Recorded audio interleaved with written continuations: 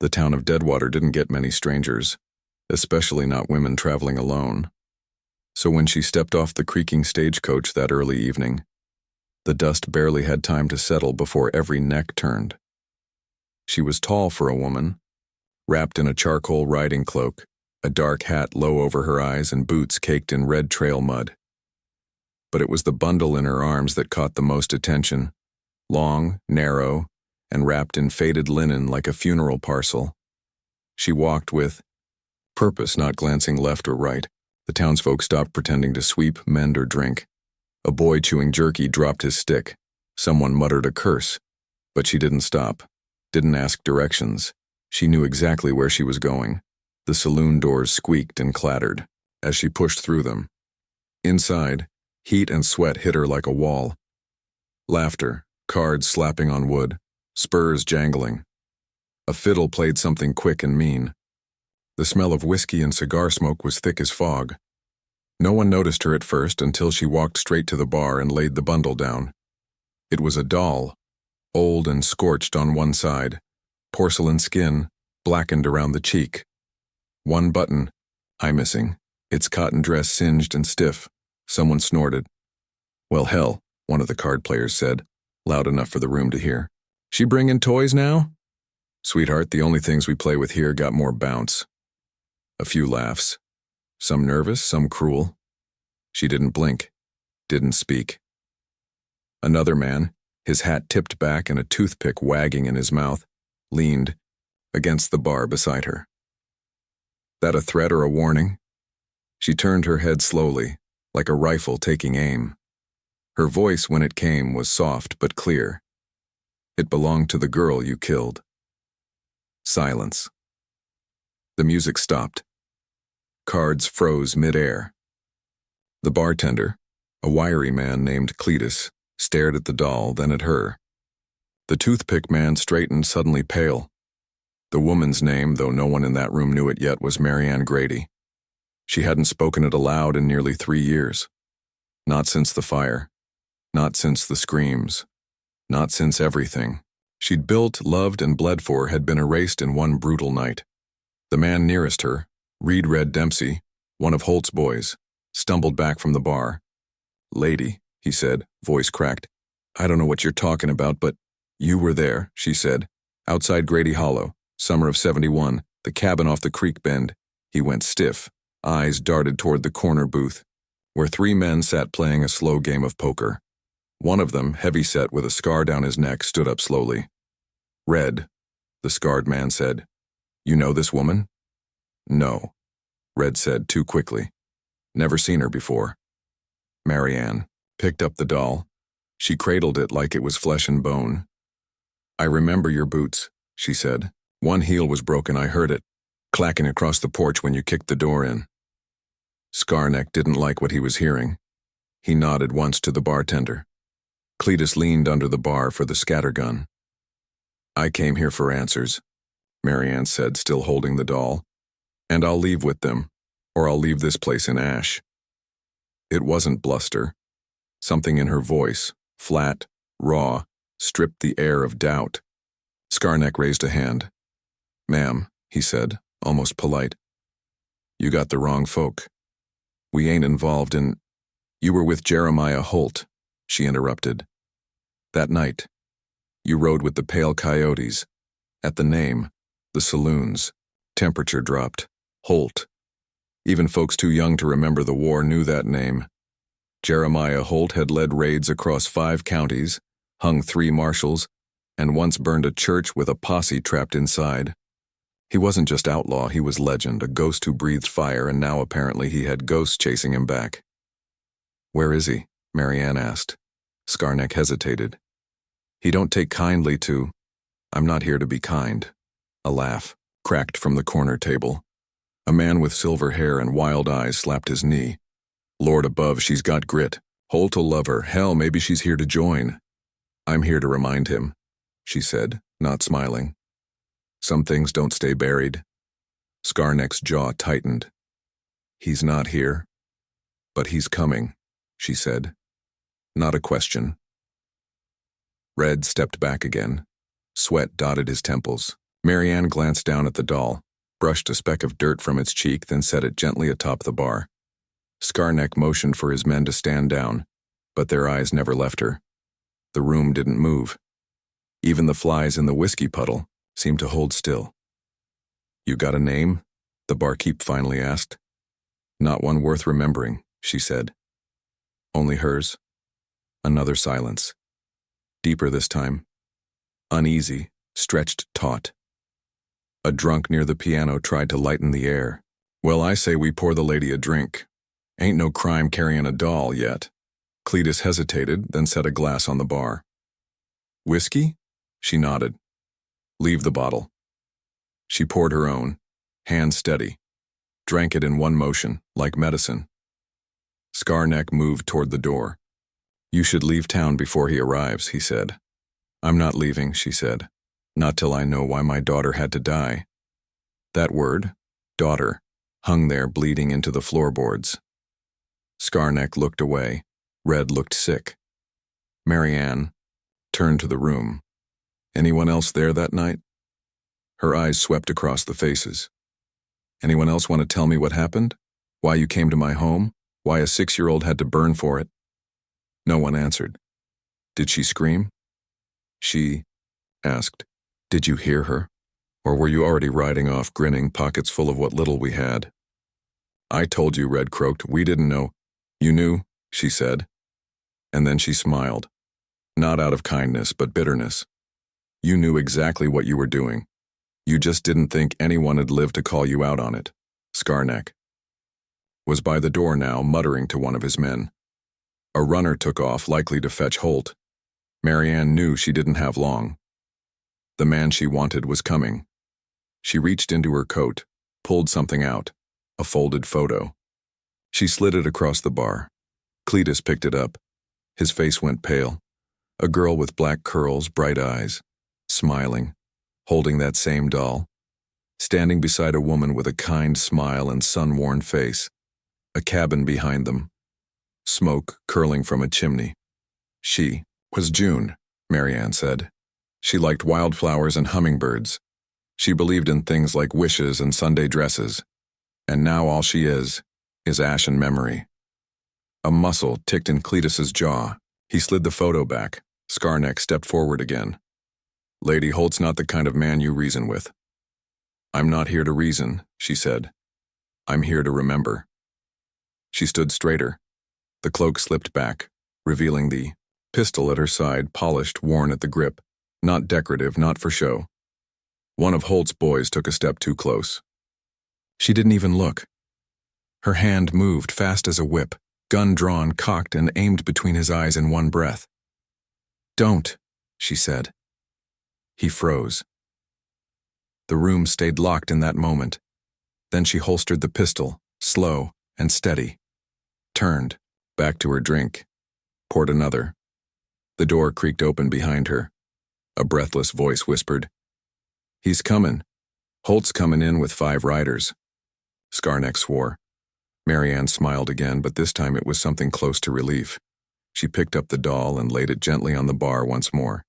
Then she said, to no one in particular, "Let him come." And somewhere in that silence, even the bravest forgot to laugh. The wind picked up as the riders approached. Dust twisted in the dying light, rising off the dry ridge like smoke. 5 silhouettes came into view first, dark shapes against a molten sky. The 6th rider lagged behind, not because he was slow, but because men like Holt didn't ride with others. They led from behind, made sure no one's back was to them. Inside the saloon, the atmosphere had gone tight and hushed. Everyone had moved back from the bar except Marianne. She stood like a column unmoved, one hand resting near her holster, the other lightly draped across the scorched doll. Her eyes never left the doors. Scarneck paced behind her, chewing his lip, muttering curses. Red sat on the edge of a bench, elbows on knees, head low. No one dared speak. Even the drunk by the piano had sobered up, blinking like a man waking from a fever dream. And then came the hooves. First a distant thunder, then a pounding rhythm. The town's dust rose like a ghost welcoming its own. Shutters slammed. Mothers pulled children inside. A dog barked once and ran for cover. Then the horses stopped. The saloon doors didn't swing open right away. Holt made people wait. Mary Ann's breath slowed. Not from fear. She had run out of that long ago. But because she knew this moment was a thread, and once it pulled, nothing would ever be the same. When the doors finally parted, the room didn't gasp. It exhaled, like it had been holding its lungs for too long. Jeremiah Holt stepped inside. He was older than legend, but no less terrifying. A long, dust-colored coat draped over his tall frame, and silver hair swept back beneath a weather-worn hat. A revolver on each hip, a knife strapped to his thigh. Eyes like flint, sharp, cold, and unreadable. Behind him, his men spread out, hands casually resting near their weapons. They scanned the room, but their attention kept drifting to the woman at the bar. Holt took 2 steps forward and stopped. He looked at Mary Ann. She looked back, and then he smiled. Not a wide grin, just a flicker at the corner of his mouth like a wolf acknowledging another predator.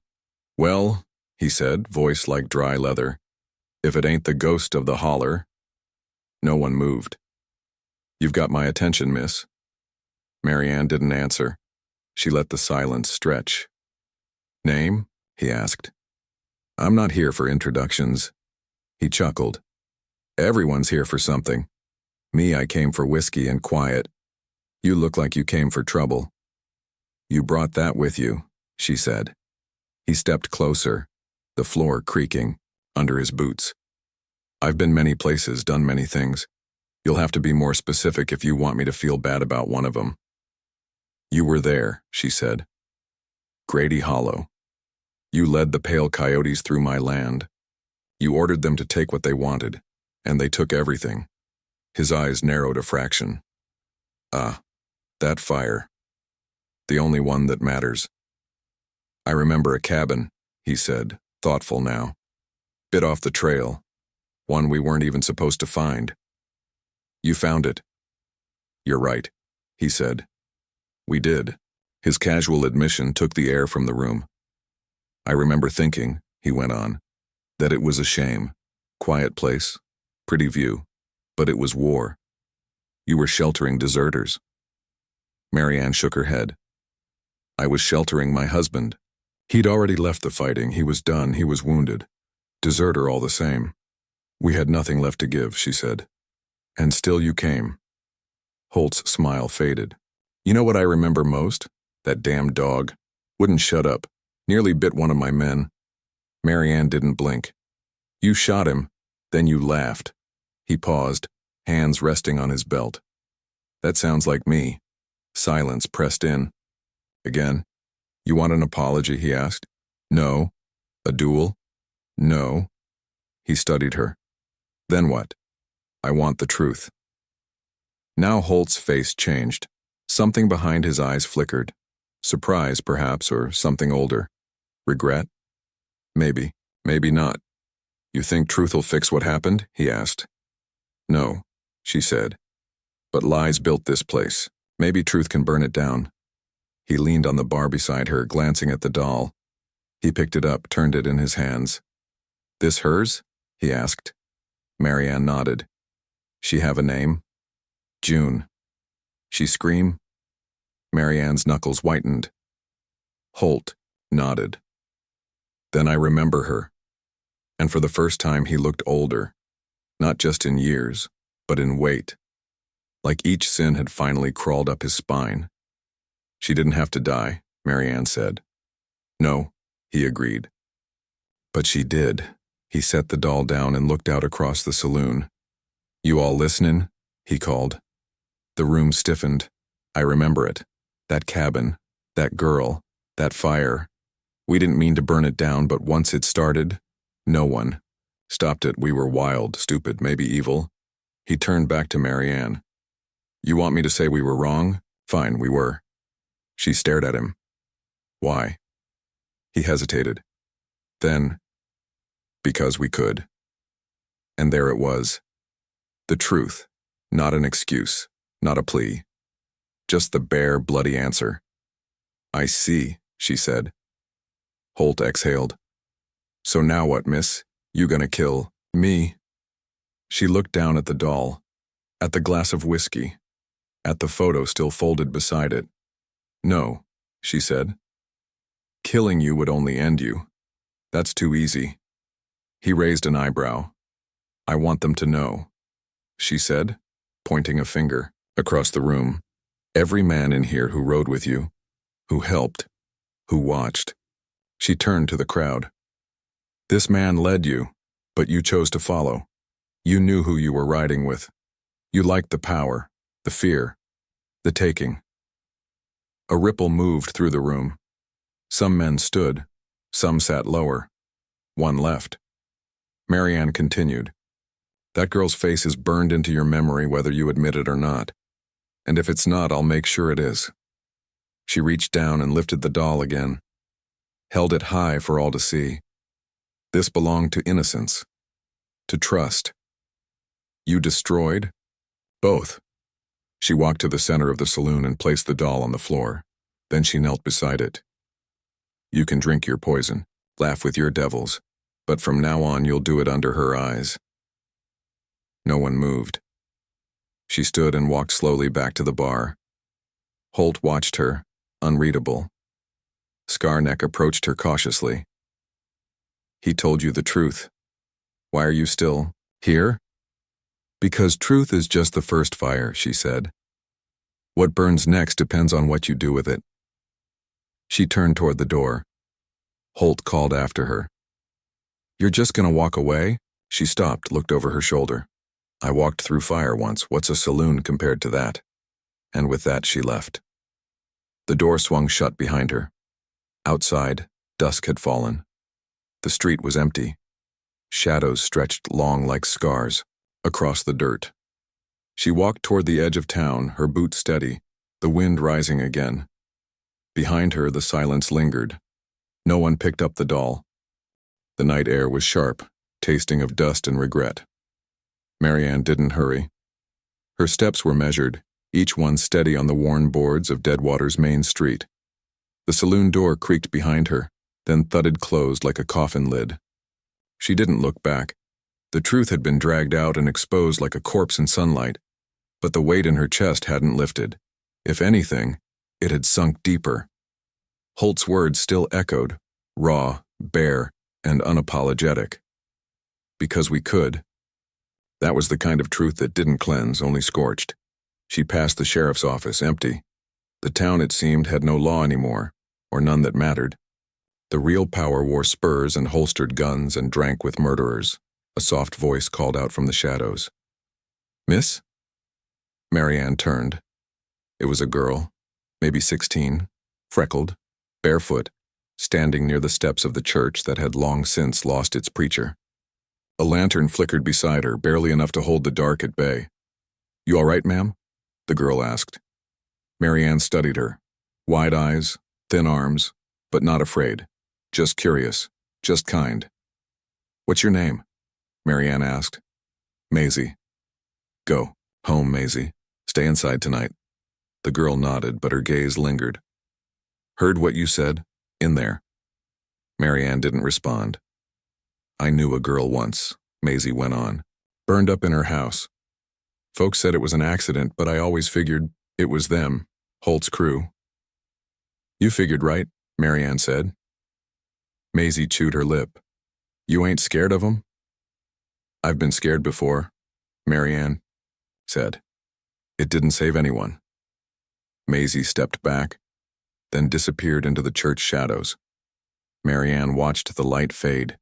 She didn't stop walking until she reached the edge of town, where the stables stood. A single lantern flickered, on a post. Her horse, Ghost, stood tethered beside the trough waiting.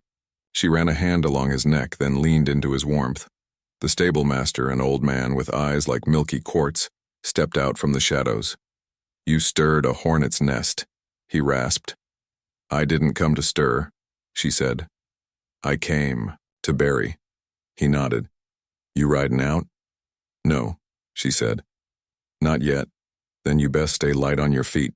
He tossed her a canteen and disappeared again. She didn't ask his name. She didn't need to. Instead of mounting, she walked Ghost around to the back of the stable, where the trees thickened. She needed quiet. Needed to think. Her hand dropped to the revolver on her hip. Holt hadn't drawn on her, she hadn't drawn on him. Words had hung heavier than bullets. But the night wasn't over. She crouched near a low stump and lit a match, shielding it with her palm. In the flickering light, she pulled the photograph from her coat pocket and unfolded it. June's smile stared back, pure, unaware, frozen in a moment that didn't know fire was coming. "I did it, baby," she whispered. "He remembers you." The match burned out. She let it fall. A sound behind her. Too careful to be wind. She turned, slow, fingers grazing her holster. A figure emerged from the shadows. Not Holt. A boy, maybe 20, with a rifle slung across his back. Thin, wiry, nervous. I ain't here to shoot," he said, hands raised. "Promise." Marianne eyed him. "Then speak." "I was there," he said. "Grady Hollow. I was with Holt." She stood facing him now. "I didn't light the fire," he said quickly. "Didn't shoot nobody, I was just riding along. Young, dumb. Your name?" "Caleb." She took a step closer. "Why are you here?" He swallowed. "Because I can't sleep. Not since that night. Your husband, he didn't even fight back. Just stood there. Burnin'. I see his face every time I close my eyes." Marianne said nothing. Caleb stepped forward, trembling. "You want to kill me? Go on. I deserve it, but I thought maybe I could help." "Help how?" "I know where Holt's headed next, and why." That caught her attention. "He's going south," Caleb said. "Said he's meeting with the Garrett brothers. Wants to bring the coyotes back. Start taking towns again, running whiskey routes worse." "Why tell me?" "Because you're the first one to stand up to him. And because June didn't scream. I lied to the others, said she did, but she didn't. She just looked at us. Like she knew. Like she'd already seen what hell looked like." Marianne's jaw tightened. "And now? I can take you to him. I'll even ride with you. I don't want company." "You'll need it," he said. "They won't be just 5 next time." She considered him. Young, afraid, but something in his eyes was shifting. Guilt, maybe, or penance. "You ride at dawn," she said. "Not before." He nodded, then disappeared into the dark again like a ghost with a conscience. Marianne stood alone again, stars spreading overhead like a map she could never read. The desert beyond town stretched out black and endless. Back in the saloon, they would be stirring now. Holt didn't like being challenged. Men like him didn't sit with shame for long. They turned it into fury. She walked back to the stable and leaned against Ghost's side. Her mind spun. The fire had taken everything. Her husband, her daughter, her home, but it had not taken her. She was the ember that refused to die. And now Holt's reckoning wasn't coming in a blaze of vengeance, but in the slow, relentless drag of justice. Truth had teeth, and they'd finally started to bite. A sound, a shuffle of boots on dry ground. She turned fast, hand flying to her revolver again. It was Red, the man from the bar, pale, hands trembling, hat crushed in his grip. "I saw her," he said. Marianne stared. "June," he whispered. "I saw her face tonight, just standing there by the doll. I ain't slept good in years, but tonight I saw her, and she wasn't mad, just looking." His voice broke. "I want to make it right." "You can't," Marianne said. "But you can stop making it worse," he nodded slowly. "Holt's gonna come for you." "I know. You got a plan?" She looked out at the horizon. "I've got purpose, that's more than I had yesterday." Red stared a moment longer, then turned and disappeared back into town. She didn't sleep that night. She sat by her horse, watching the stars fade, listening to the wind change. When dawn finally came, Caleb rode up silent but ready. Red followed minutes later, his rifle strapped awkwardly across his chest. Marianne mounted Ghost and stared southward, toward the rising sun, toward the place Holt was planning to resurrect his demons. She didn't speak. She didn't need to. The three of them rode out of Deadwater with nothing but dust behind them and fire in their bones. And somewhere, deep in the silence they left behind, the scorched doll sat alone on the saloon floor, watching, waiting, witness to the reckoning still to come. The desert swallowed them. Hour after hour, the sun climbed, baking the earth into a sheet of cracked bone. Heat shimmered off every surface, turning the horizon into a wavering illusion. Marianne rode at the front, her eyes never straying from the path. Behind her, Caleb and Red followed without complaint. Words were rare. Each man rode as though trying to justify his place in her shadow. They stopped only once, near a dry riverbed where twisted trees clung to life. Marianne dismounted first, knelt beside the brittle roots, and ran her hand through the sand. No tracks, no scent of water, just silence. Red opened his canteen. "You think they're already there?" "They will be," she replied, brushing dirt from her gloves.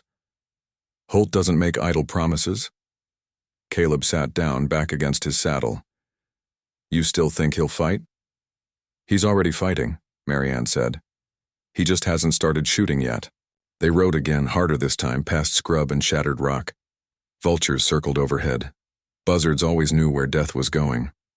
By twilight, the outpost came into view. A low rise of buildings slouched at the base of Red Mesa, 3 shacks, a corral, and an old depot choked in weeds. Smoke drifted from a crooked chimney, lazy and unbothered. Marianne signaled for silence and dismounted. The others followed. She crouched behind a crumbling stone wall overlooking the settlement. Through a spyglass, she watched.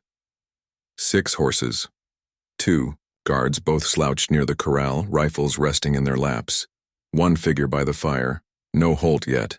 She passed the glass to Caleb. "Garrett brothers?" he asked. "Looks like," she replied. "Holt will ride in before sunrise. He never sleeps near fire. Makes him feel vulnerable." Red squinted toward the depot. "You want us to take the guards?" "No," Marianne said. "Not yet. We wait." The away night dragged like a blade. They huddled under an overhang, cloaked in shadow. Caleb tried to stay awake, his head bobbing. Red cleaned his rifle with shaking hands. Marianne sat with her back to a boulder, watching the stars shift across the sky. When she closed her eyes, June's face emerged, not in pain, not in fire, but laughing. Spinning in a dress too big for her, hands outstretched. She opened her eyes. Horses, distant, then closer. 6 riders, no more, no less, emerged from the eastern trail. The lead figure rode upright, slow and certain. Holt. He dismounted at the edge of camp. No greeting, just a nod to the brothers. They sat him by the fire, poured him something dark. He didn't drink, just stared into the flames like they held some secret answer. Marianne's breath slowed. It was time. She rose, checked her revolver, and stepped forward into the open. Caleb grabbed her arm. "Wait, shouldn't we flank?" "No flanking," she said. "They'll smell it coming. This is one-on-one, like it always was." She walked down the hill like she belonged there. Not fast, not slow, just inevitable. Voices rose in alarm. Rifles lifted, but Holt raised a hand. Let her through. The guards hesitated, then obeyed. She stepped into the firelight. "You look tired," Holt said. "You look old," she replied. He chuckled.